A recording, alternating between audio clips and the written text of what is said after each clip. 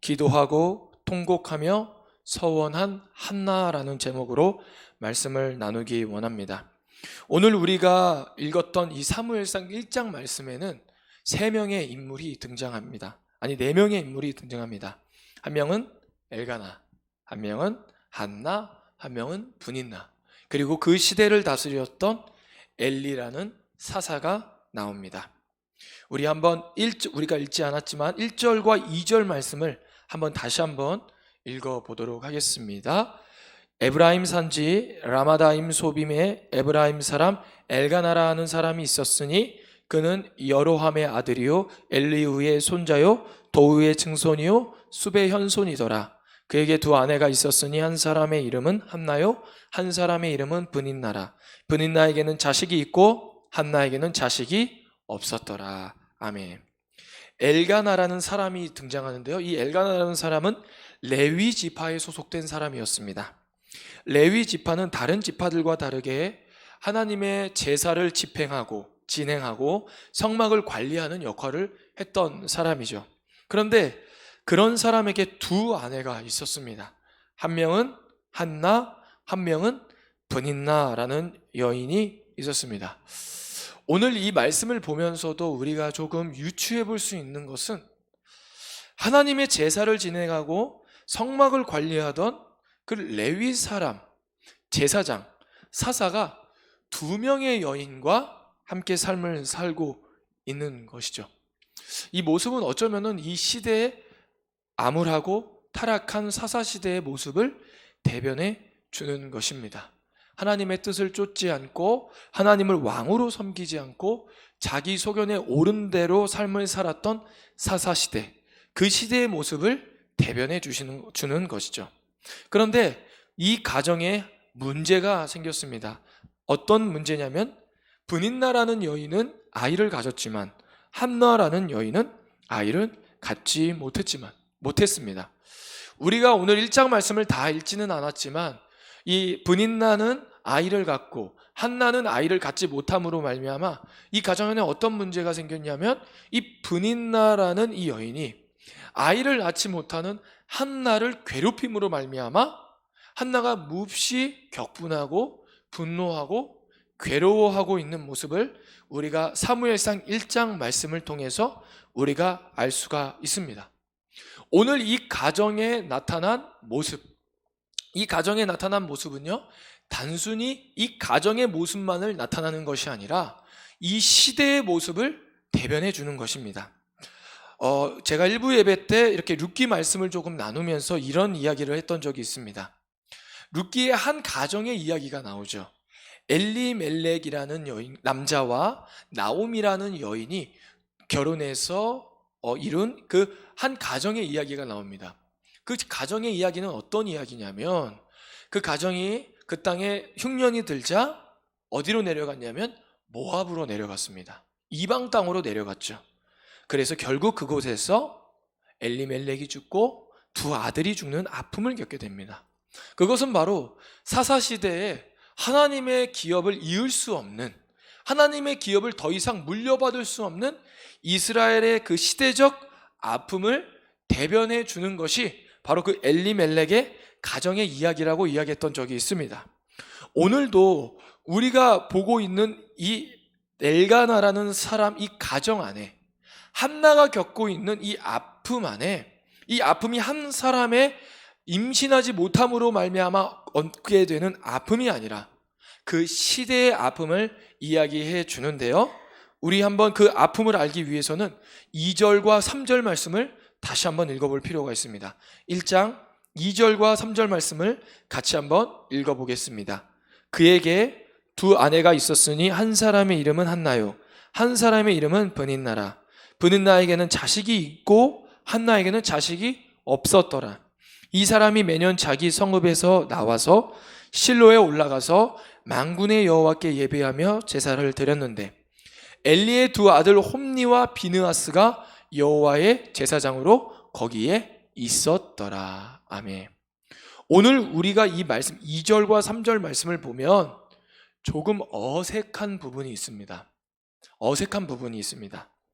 2절과 3절은 어떻게 보면 2절은 엘가나라는 한 가정의 이야기가 나오고 3절 말씀에는 엘리라는 사사가 나오면서 그 시대적인 상황 속에서 엘리라는 사람이 치리하고 있으며 그에게는 두 아들이 있었다라고 오늘 이야기하고 있습니다. 2절 말씀에 보면 어떻게 이야기를 하냐면 브닌나라는 사람에게는 자식이 있고 한나에게는 자식이 없었더라라고 하며 이야기를 하면서 3절 말씀에는 어떻게 나오냐면 엘리의 두 아들 홈니와 비느하스가 여호와의 제사장으로 거기에 있었더라라고만 나옵니다. 오늘 2절과 3절에 대비하는 것에 있어서 문학적으로 조금 어색한 부분이 있는데 어떤 부분이냐면 2절 말씀에는 브닌나에게는 자식이 있었지만 한나에게는 자식이 없었더라라고만 나오지만 3절 말씀에 보면은 엘리에게는 그 여호와 앞에 제사장으로 두 아들 홈니와 비느하스가 있었지만 뭐뭐가 없었더라라는 이 구절이 빠져 있습니다. 그래서 오늘 이 빠져있는 이 모습을 통하여서 이 빠져있는 부분들을 통하여서 이 시대의 아픔을 알 수가 있는데요. 이 한 가정의 대비와 한 시대를 대비함으로써 한 가정에는 어떠한 아들이 있었고 브닌나에게는 아들이 있었고 한나에게는 아들이 없었고 3절에는 홈니와 비느하스라는 여호와의 제사장이 거기 있었지만 무엇이 없음으로 말미암아 그 시대의 아픔을 우리에게 알려주고 있는 것이죠. 그렇게 도대체 이 시대에 무엇이 없었기에 이 시대의 아픔이 도래하게 된 것일까요? 우리가 먼저 한나를 조금 더 살펴보기 원합니다. 한나는요, 아이를 낳지 못했던 여인입니다. 그런데 성경에 보면 아이를 낳지 못했던 여인이 사사시대에 한 명 더 있었습니다. 바로 그것은 누구냐면요, 삼손의 어머니였습니다. 우리 한번 오늘 사무엘상 1장 말씀을 조금 체크하시고 우리 사사기 13장으로 한번 가보겠습니다. 사사기 13장 1절에서 5절까지의 말씀입니다. 사사기 13장 1절에서 5절까지 말씀입니다. 사사기 13장 1절에서 5절까지의 말씀. 네. 우리 같이 한번 1절에서 5절까지의 말씀을 읽겠습니다. 이스라엘 자손이 다시 여호와의 목전에 악을 행하였으므로 여호와께서 그들을 40년 동안 블레셋 사람의 손에 넘겨주시니라. 소라 땅의 단 지파의 가족 중에 마노아라 이름하는 자가 있더라. 그의 아내가 임신하지 못함으로 출산하지 못하더니 여호와의 사자가 그 여인에게 나타나서 그에게 이르시되 보라, 내가 본래 임신하지 못함으로 출산하지 못하였으나 이제 임신하여 아들을 낳으리니 그러므로 너는 삼가 포도주와 독주를 마시지 말며 어떤 부정한 것도 먹지 말지니라. 보라, 내가 임신하여 아들을 낳으리니 그의 머리 위에 삭도를 대지 말라. 이 아이는 태에서 나음으로부터 하나님께 바쳐진 나실인이 됨이라. 그가 블레셋 사람의 손에서 이스라엘을 구원하기 시작하리라 하시니. 아멘. 오늘 한나와 같이 삼손의 엄마 마노아의 부인 또 아이를 낳지 못하고 있습니다. 그래서 어떻게 됐냐면 하나님의 사자가 직접 그 아이를 낳지 못하는 마노아의 아내에게 찾아가서 너가 임신할 것이다. 그리고 임신했을 때 포도주와 독주와 부정한 것을 먹지 말고 나실인으로 그 아이를 거룩하게 구별하여 그를 통하여서 하나님의 구원이 시작될 것이다 라고 말씀해 주셨습니다. 그러나 우리가 잘 알고 있지만 삼손이라는 인물은 사사로서 주님의 사명을 잘 감당했던 사사는 아니었습니다. 포도주와 독주, 삭도를 대지 말라라는 부정한 시체를 가까이 하지 말라라는 이 나실인의 규정을 다 어겼던 사사가 바로 삼손이었죠. 그렇게 삼손을 낳기까지 아이를 낳지 못했던 그 여인에게 하나님께서 사자를 보내셔서 직접 그에게 알려주셨습니다. 그렇다면 한나는 아이를 낳지 못하는 상황 속에서 어떻게 했을까요? 우리 다시 한번 우리 사무엘상 1장 7절에서 8절 말씀을 같이 한번 읽어보도록 하겠습니다. 사무엘상 1장 7절에서 8절까지의 말씀입니다. 같이 읽습니다. 매년 한나가 여호와의 집에 올라갈 때마다 남편이 그같이 하매 분인나가 그를 격분시키므로 그가 울고 먹지 아니하니 그의 남편 엘가나가 그에게 이르되 한나여 어찌하여 울며 어찌하여 먹지 아니하며 어찌하여 그대의 마음이 슬프냐 내가 그대에게 10 아들보다 낫지 아니하냐 하니라. 아멘.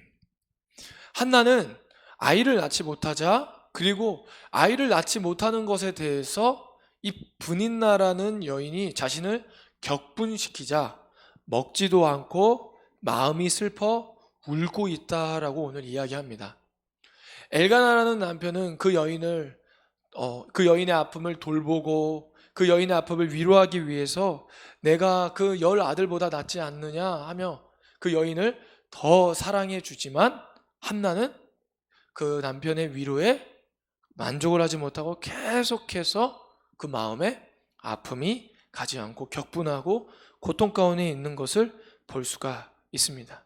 그랬을 때 한나가 어떻게 했을까요? 9절에서 10절 말씀입니다. 같이 읽겠습니다. 그들이 실로에서 먹고 마신 후에 한나가 일어나니 그때 제사장 엘리는 여호와의 전 문설주 곁 의자에 앉아 있었더라. 한나가 마음이 괴로워서 여호와께 기도하고 통곡하며. 아멘. 한나는 자신의 아이를 낳지 못하자 그 아픔 속에서 어떻게 하냐면 기도합니다. 하나님께 기도하죠. 하나님께 엎드려서 자신의 아픔과 고통과 슬픔을 다 토로합니다. 주님, 어찌하여 저는 아이를 낳지 못합니까? 혹여 제가 주님 앞에 범죄한 것이 있습니까? 제가 무엇을 잘못했기에 이러한 아픔이 저에게 오는 것입니까? 아마 그녀가 그렇게 기도했을 것입니다. 삼손의 엄마는 어떻게 보면 하나님께서 직접 찾아와서 그에게 임신할 것을 알려주셨지만 아무런 응답이 없고 아무런 하나님의 음성이 들리지 않았던 그때에 한나는 자신의 고통 속에서 하나님께 엎드려 통곡하고 기도하고 있습니다. 그리고 그가 기도하고 통곡했을 때 갑자기 그가 서원하게 되죠. 어떤 서원을 하게 되냐면 주님, 저에게 아들을 주시면 그 아들을 평생에 여호와께 드리도록 하겠습니다 라고 그렇게 고백합니다. 오늘 10절과 11절 말씀에 보면은 급격한 한나의 마음의 변화가 일어나는 것을 볼 수가 있습니다. 먼저는 분인나라고 하는 여인이 한나를 격분시킴으로 말미암아, 한나를 화나게 함으로 말미암아 그가 계속해서 아이를 낳지 못하는 것도 힘들고 고통스러움 가운데 있는데 그것을 격분시킴으로 말미암아 마음이 너무나도 괴로움에 처해 있습니다. 그런데 그녀가 기도하고 오늘 10절 말씀에 보면 통곡하며 서원했다고 합니다. 그가 고통 가운데 기도했을 때 통곡하며 서원하였다라고 합니다. 갑자기 그가 하나님 저에게 아들을 주시면 주님 앞에 이 아들을 드리겠습니다. 신앙의 고백을 결단하고 있는 것이죠. 그렇다면 도대체 이 여인이 자신의 고통 속에 주님 앞에 기도함으로 말미암아 어떠한 마음의 변화가 일어났길래 하나님 앞에 갑자기 주님 저에게 아들을 주시면 주님 앞에 이 아들을 평생에 드리도록 하겠습니다 라는 이러한 담대한 신앙의 고백을 결단하게 된 것일까요? 오늘 제가 이 말씀을 보며 좀 주목하고 싶은 단어는 바로 무엇이냐면 기도하고 통곡하며 서원하며 라는 단어입니다. 기도하고 그가 서원을 했는데 그 사이에 어떠한 단어가 있냐면 그가 통곡했다라는 단어가 있습니다. 통곡했다라는 단어는 슬픔이라는 바카라는 히브리어 단어를 반복해서 강조하는 단어입니다. 그러니까 바카라는 슬픔이라는 단어를 2번이나 사용하면서 그가 그의 고통을 강조하고 있는 것이죠. 그렇다면 여기서 한나가 기도하면서 어떤 고통을 느꼈길래 그가 서원하게 된 것일까요? 그가 하나님 앞에 자신의 아들을 평생에 드리겠다라고 서원한 것일까요? 그 말씀의 그 말씀이 바로 2절과 3절, 우리가 처음에 나눴던 그 이야기에서 조금 살펴볼 수가 있는데요. 우리 2절과 3절 말씀을 다시 한번 읽어보도록 하겠습니다. 그에게 두 아내가 있었으니 한 사람의 이름은 한나요, 한 사람의 이름은 브닛나라. 브닛나에게는 자식이 있고 한나에게는 자식이 없었더라. 이 사람이 매년 자기 성읍에서 나와서 실로에 올라가서 만군의 여호와께 예배하며 제사를 드렸는데 엘리의 두 아들 홈니와 비느하스가 여호와의 제사장으로 거기에 있었더라. 아멘.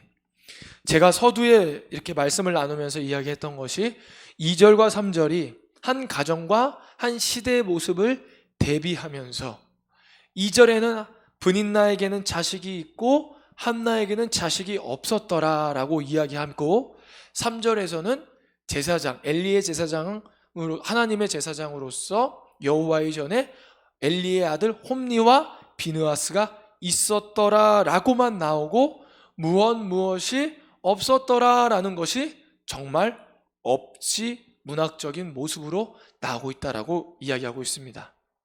그렇다면 이 시대에 무엇이 없었을까요? 그것은 바로 무엇이냐면 한나가 자신이 아들을 낳지 못하듯 하나님에게도 아들이 없었다라는 것이 생략되어 있으며 그 시대의 아픔을 이 문학적인 모습들을, 성경의 이 문학적인 모습들을 통하여서 우리에게 알려주고 있는 것입니다. 맞습니다. 사사 시대에는 하나님의 아들이 없었습니다. 오늘 말씀을 보면서 엘리라는 제사장이 나오죠. 엘리라는 제사장이라는 것은 하나님의 뜻을 받들어 하나님의 뜻을 이루는 하나님의 아들들입니다. 그런데 엘리도 있었고 엘리의 아들 홈니와 비느하스도 있었습니다. 그렇다면 이 말씀을 보면서 아니 홈니와 비느하스, 엘리가 하나님의 아들로서 그 시대를 제사장으로서 사사로서 다스리고 있지 않습니까? 라고 이야기할 수 있습니다. 그런데 우리 한번 12절과 13절 말씀, 엘리의 상태를 좀 살펴볼 수 있는 부분인데요. 사사 엘리의 상태가 어떠했는지 12절과 13절 말씀 같이 한번 읽어보겠습니다. 그가 여호와 앞에 오래 기도하는 동안에 엘리가 그의 입을 주목한즉 한나가 속으로 말하매 입술만 움직이고 음성은 들리지 아니하므로 엘리는 그가 취한 줄로 생각한지라. 아멘. 한나가 너무나도 고통스러워서 오랫동안 기도하고 있었습니다. 너무나도 고통스럽고 마음을 쏟아내자 입으로 기도하는 것이 아니라 중얼중얼하면서 이렇게 막 흔들면서 막 간절히 이렇게 기도했던 것 같습니다. 그런데 오늘 엘리가 그렇게 기도하는 한나를 향해 어떻게 이야기하냐면 너 술 취하지 말라라고 합니다. 취한 줄로 생각합니다.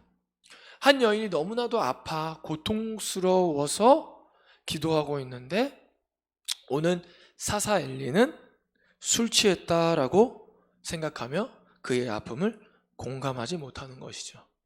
오늘 이 말씀을 통해 알 수 있는 것은 바로 무엇이냐면 영적으로 무뎌진 사사, 제사장, 왕은 한 영혼의 아픔을 공감하지 못할 뿐만 아니라 그 시대의 아픔을 분별해내지 못한다라는 것을 오늘 말씀을 통해 알 수가 있습니다.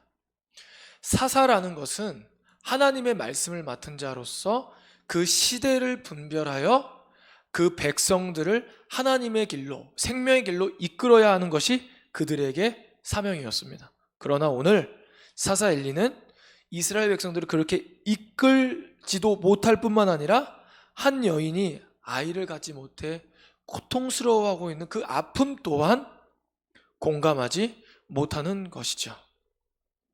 그러나 한나는 하나님 앞에 자신의 문제를 가지고 간절히 기도함으로 말미암아 하나님의 고통을 그 한나가 느낀 것이죠.